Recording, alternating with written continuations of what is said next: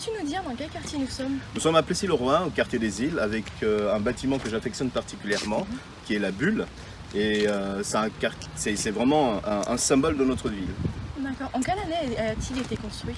Alors, ça a été construit dans les années 70 et ça servait à l'époque de point central pour expliquer l'extension de la ville. Savigny était tout petit à l'époque et a grandi. Et d'ailleurs, dans mon équipe, il y a des gens de mon équipe qui sont arrivés à cette époque-là. Et toi, t'es arrivé en quelle année à Savigny-Autun? Enfin, moi, je suis arrivé en 99. Donc, nous avions acheté en 97, mais on a fait construire notre maison. Et on a aménagé en 99, donc ça fait 20 ans que j'habite Savigny. Derrière nous, nous avons le quartier des Îles. Que peux-tu me dire sur ce quartier? Bah écoute, c'est le premier quartier de la ville nouvelle. C'est le quartier de la ville nouvelle, là où est parti l'agrandissement de Savigny.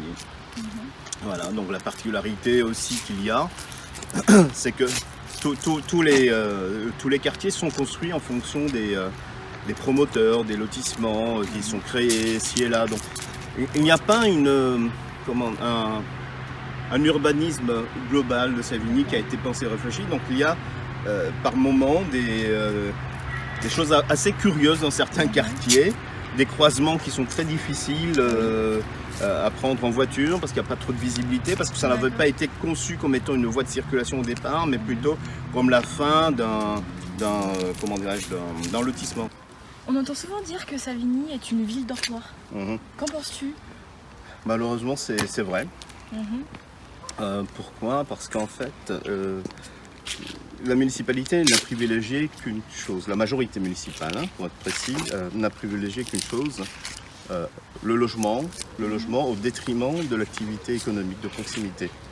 Et donc, résultat des courses, les gens vont chercher de l'emploi à l'extérieur de Savigny, donc sur Paris notamment, à Melun, à l'US1, c'est vrai. Pour ceux qui ont la chance d'avoir un travail à l'US1, à Évry ou à Corbeil, mais pas à Savigny. Pas à Savigny, très peu de création d'entreprises à Savigny, très peu d'entreprises en réalité à Savigny. Les commerces de proximité ont tendance à disparaître.